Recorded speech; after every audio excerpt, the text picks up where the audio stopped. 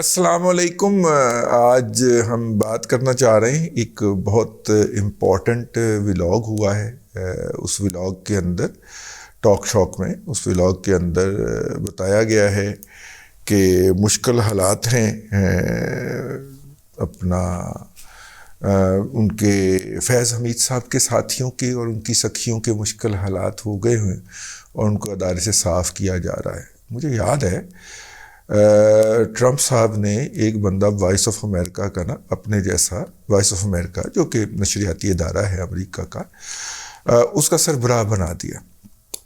تو جب ٹرمپ صاحب انتخاب ہارے اور ان کو وائٹ ہاؤس سے اٹھا کے باہر پھینکا گیا تو ادھر سے ٹرمپ صاحب گھر سے نکلے، جو بائیڈن صاحب گھر سے نکلے حلف لینے کے لیے، اور ادھر سے انہوں نے اپنے کچھ لوگوں کو ڈائریکشن کی۔ مجھے تو وائس آف امریکہ کا ہی پتہ ہے کہ ایک بندے کو حکم تھا، اس کے پاس حکم نامہ تھا، اور جس لمحے وہ حلف لے رہے تھے اس لمحے وہ شخص جو تھا وہ وائس آف امریکہ کے اوپر ٹرمپ کے تقرر کیے ہوئے بندے کو کہہ رہا تھا کہ پائن اور رستہ باہر جاندہ ہی، ٹھیک ہے، ادھر سے ذرا نیوے ہو کے نکل جاؤ۔ اور وہ مطلب کہ جو بائیڈن نے حلف مکمل کیا تو وہ بندہ ٹیکنگ اوور مکمل کر چکا ہوا تھا، اور وہ واحد بندہ نہیں تھا، مختلف اور بھی محکموں کے اندر ایسے لوگ تھے۔ اب یہاں پہ دنیا کا نمبر 1 ادارہ ہونے کا دعوے دار اور ایفیشینٹ ادارہ جو ہے، اس کی 29 نومبر، چلو 1 دسمبر سے لے کے تو آج کتنا ہو گیا، 12 فروری تک، ابھی تک وہ جو لوگوں کو چینج کرنا تھا، ٹرانسفر کرنا تھا، وہی نہیں ہو پا رہا۔ میرا مطلب ہے باقی اداروں کو تو باقی تو ہیں ہی نلائق، کرپٹ، نکید ادارے نا۔ ایک ہی ادارہ ہے جس کی وجہ سے یہ ملک قائم ہے جی، ہاں، تو اس ادارے میں یہ حالت ہے۔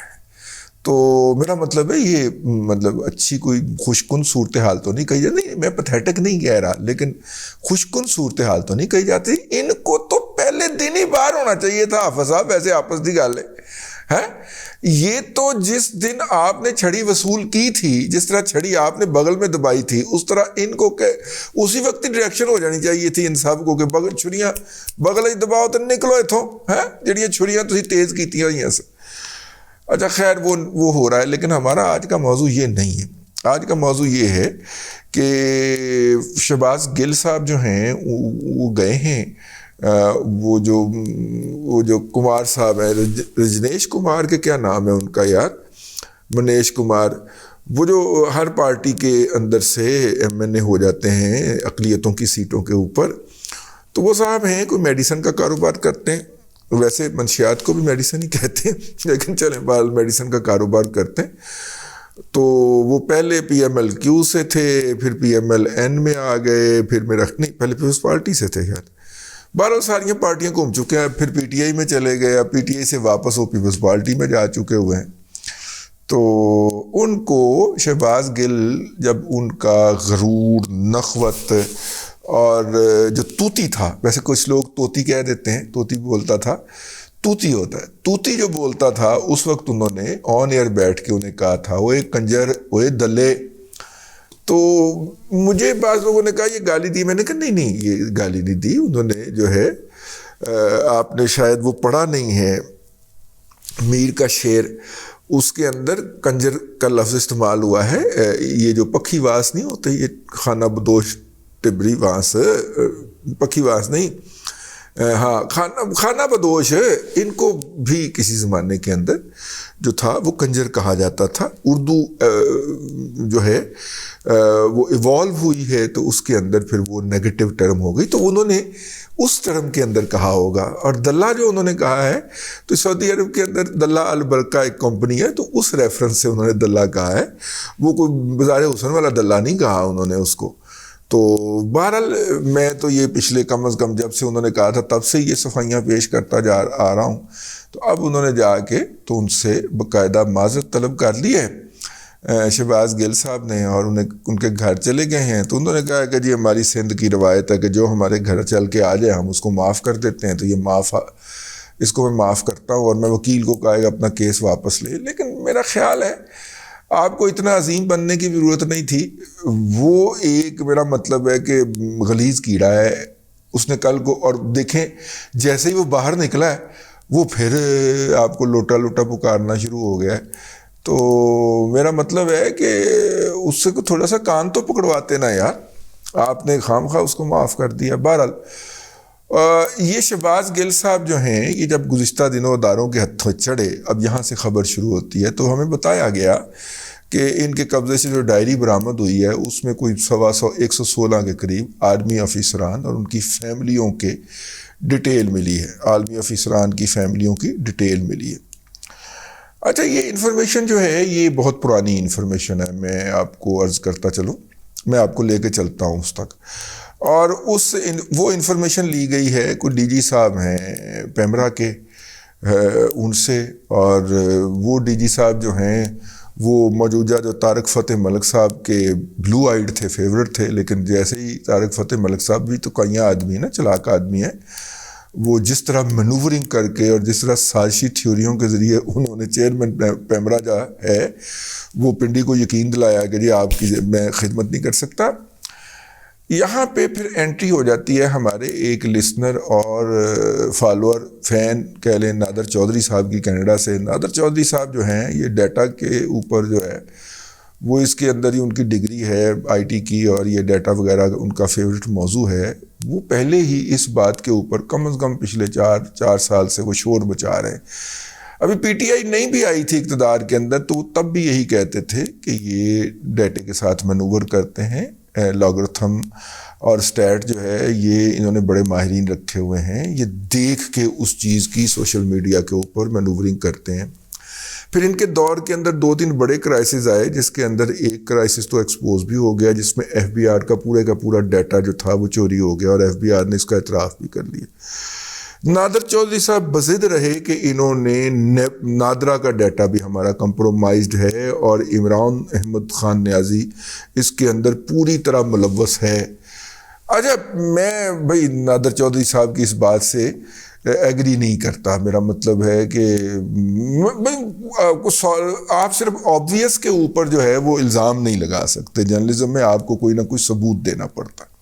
ثبوت کے طور پہ وہ پھر ان کی سوشل میڈیا ٹرینڈنگ اور سارا کچھ پیش کرتے ہیں، لیکن وہ بہرحال اس کو آپ نتائج اور عواقب تو کہہ سکتے ہیں لیکن ثبوت نہیں کہہ سکتے. تو خیر، وہ نادر چودھری صاحب کو ہم اب ولاگ میں سے چودھری صاحب چلا باہر چلتے آگے آ جاتے ہیں.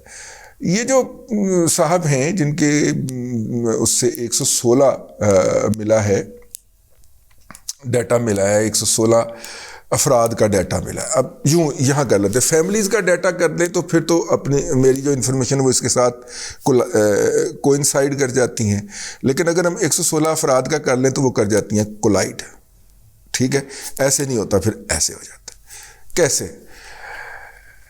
ابھی نواز شریف صاحب کی حکومت قائم تھی اور دھرنا بیٹھا ہوا تھا، اور دھرنا جو تھا اس میں لوگ آتے تھے، روزانہ ڈانس پارٹی ہوتی تھی اور روزانہ رنگ رلیاں منائی جاتی تھیں. مسرت شہین بھی پہنچی ہوتی تھی وہاں پہ، ریٹائرڈ اداکارہ جو ہے ہماری پشتو فلموں کی، وہ بھی پہنچی ہوتی تھی. اس کے اندر وہ جاری تھا.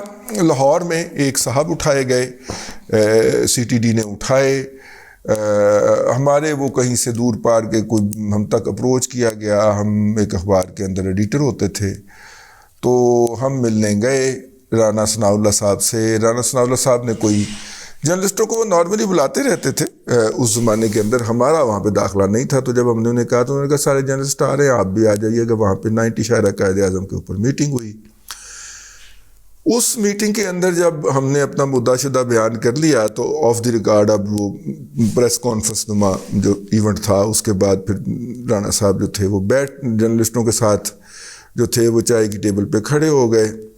تو پھر وہاں پہ یہ انکشاف ہوا کہ جناب دھرنے میں کون آ رہا ہے. انہوں نے اس وقت بتایا تھا کہ دھرنے میں تقریباً کچھ 4، ہم نے وہ پورا ڈیٹا لے کے تو نادرا کے ذریعے چیک کروایا ہے، کچھ 458 کے قریب افراد ہیں جو سرونگ فیملیز کے یعنی کہ سرونگ فوج کے افراد کی فیملی سے ان کا تعلق ہے. اور باقاعدہ ہم نے نادرا کا ڈیٹا نکلوا لیا ہے اور سارا کچھ نکال لیا ہے. اصل میں یہ ہے pushing force behind whole this activity. اب وہ 458 اور 116 کے اندر فرق بہت ہے. ٹھیک ہے, میں قطعاً رانا ثناء اللہ صاحب کی ان انفارمیشن کو نہ چیلنج کر رہا ہوں, نہ کسی کو کرنے دوں گا. پنجاب کے وزیر قانون تھے, ٹھیک ہے, پنجاب کے وزیر قانون تھے اس وقت, تو میں ان کو چیلنج نہیں کرنے دوں گا کسی کو. بالکل صحیح اتھینٹک انفارمیشن ہوگی. پھر انفارمیشن کی جو تصدیق تھی وہ ایک دو اور بھی اعلیٰ افسروں نے کی. فگر تو انہوں نے نہیں بتائی لیکن انہوں نے کہا بالکل ایسا تھا. پھر نادرا کے بھی ایک بہت بڑے افسر نے اس بات کی تصدیق کی کہ ہاں یہ ڈیٹا ان سے چیک کروایا گیا تھا. لوگوں کی ویڈیوز بھجوائی گئی تھیں, ہم نے ویڈیوز میں سے تصاویر اٹھائی تھیں, ان تصاویر کو نادرا کے سسٹم میں ڈالا تھا. تو انہوں نے جو ہمیں نتائج دیے تھے وہ ہم نے فیڈرل گورنمنٹ کے حوالے کر دیے تھے. اس کے اندر یہی پایا جا رہا تھا. اب 458 اور 116 فرق بہت زیادہ ہے. تو آپ یہ کہہ سکتے ہیں کہ یار وہ 116 افراد جو ہے وہ 116 فیملیز کو ہیڈ کرتے ہیں. تو یہ جو 458 والا ڈیٹا ہے یہ ہو سکتا ہے ان کی فیملیز ہوں. یہ مطلب 5 افراد 4 افراد کی ایوریج فیملی ہوئی ہے. ویسے جس لیول کے افراد ہیں وہاں پہ تو 4 افراد نہیں ہوتے, وہاں پہ تو بچے 2 ہی اچھے ہوتے ہیں. ٹھیک ہے, اچھا جی, ایک تو یہ صورت ہو سکتی ہے. دوسرا یہ ہو سکتا ہے کہ یہ جو 118 کی فہرست نکلی ہے یہ ہو سکتا ہے کہ وہ ہوں جو ان 458 میں سے ریٹائر ہو گئے ہوں ہیں.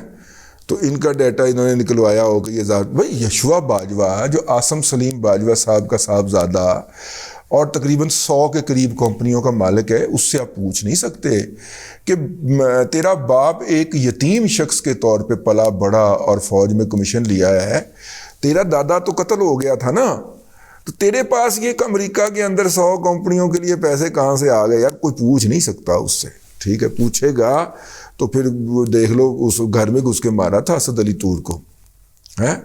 رسیدہ کڈن دا صابر محمود ہاشمی نے پوچھا سی بیچارے کی 8 مہینے کتنے 2.5 سال بیل نہیں ہوئی بیچارے کی, 6 مہینے جیل کے اندر رہ کے آیا غریب آدمی. صرف اس نے پوچھ لیا سی کہ رسیدہ کڈو. ٹھیک ہے نا.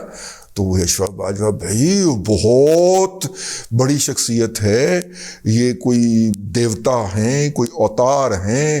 ٹھیک ہے, کرتوت ماشاءاللہ اتنی ہے کہ اردو بھی نہیں لکھنی آتی, انگریزی بھی نہیں لکھنی آتی. رومن اردو کے اندر گالیاں بھونکا کرتے تھے یہ, اور علوی کے 2 جو مطلب کہ ہیں 2 ان کے نطفے ہیں وہ بھی, اور یہ بھی ماشاءاللہ. اور یہ میرا خیال ہے یہ یشوا باجوہ صاحب جو ہے ان کے بھی ٹھیک, ان کے کوئی بھائی شاہی بھی تھے, وہ بھی تھے. تو خیر ہو سکتا ہے بھائی اس طرح کا کوئی سلسلہ ہو. وہ 458 کا فگر میرے ذہن سے نکل نہیں پایا جی اس وقت سے جب سے یہ ہمیں یہ فگر دیا گیا. ایک یہ بھی صورت ہو سکتی ہے کہ وہ لوگ پیچھے ہٹ گئے ہوں, ریٹائر ہو گئے ہوں, جنہ لوٹ مار کرنی سی کر لی. مطلب کہ اس لیے عاصم سلیم باجوہ نے جتنی لوٹ مار کرنی تھی سی پیک میں سے, جتنی ادھر ادھر سے وہ کر لی اس نے. اب اور اس نے کتنا کما لینا یار. تو یہ بھی ہو سکتا ہے. یہ بھی ہو سکتا ہے کہ یہ لوگ جو ہیں کم تعداد ان کی شو کر کے, آخری پوائنٹ اس کے بعد ہم آگے چلتے ہیں, یہ بھی ہو سکتا ہے کہ ان لوگوں کی تعداد کو کم شو کر کے بنیادی طور پہ آپ کی توجہ ہٹائی جا رہی ہو. ٹھیک ہے نا, کہ آپ یہ نہ سمجھے کہ اتنی بڑی تعداد کے اندر ادارے کے اندر گند پڑا ہوا ہے, وہ تھوڑا سا ہے اس کو ہم نکال رہے ہیں. کی خیال ہے؟ یہ بھی ہو سکتا ہے. اور میں اس آخری تھیری کے ساتھ ایگری کرتا ہوں. توجہ ہٹاؤ کے لیے اس طرح کی انفارمیشن جو ہے وہ تھوڑی تھوڑی کر کے لیک کی جاتی ہیں تاکہ لوگ مطمئن ہو جائیں کہ ہمارے ادارے بہتری کی طرف چل پڑے ہیں. اندر جڑا گند مچیا ہوا ہے نا, آپ اس کا تصور بھی نہیں کر سکتے. کتنا گند بھائی اتوں تو شروع ہوتا ہے, پاس آؤٹ تو شروع ہوتا ہے گند, بلکہ پاس آؤٹ کے دوران ہی جڑا یوتھیا نہیں ہوتا اسے آئسولیٹ کر دیا جاتا ہے, اور جو یوتھیا ہوتا ہے اس کی پروموشنیں دن دگنی اور رات چگنی ترقی, اور پھر اسائنمنٹیں بھی اس کی کمال کی ہوتی ہیں.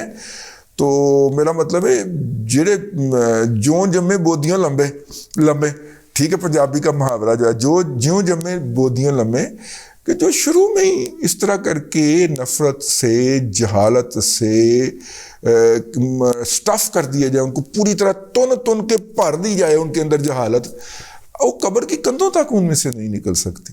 ٹھیک ہے نا.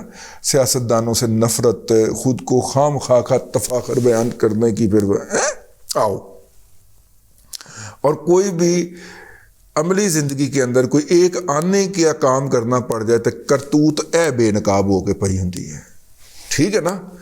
کسی بھی عملی زندگی کے اندر کوئی آنے کا کام کرنا بھی پڑ جائے تو پئی جے کرتوت بے نقاب ہو کے سامنے پڑے ہوتے ہیں. ٹھیک. پھر کہتے ہیں سانو جا کے نہ ریسکیو کرو کارگل میں سے. لیکن اس سے ہٹ کے یہ جو ڈیٹا آیا ہے، میرا یہ خیال ہے کہ یہ بیسیکلی قوم کی توجہ ہٹانے کا ایک موو ہے، اور آپ کو یہ اس طرف لگانا ہے کہ دیکھیں ہم نے کتنے لوگوں کی قربانی دے دی، اتنے ہائی لیول دا گند پیا ہے. ٹھیک ہے. اور میں اس کو ایسے ہی دیکھتا ہوں.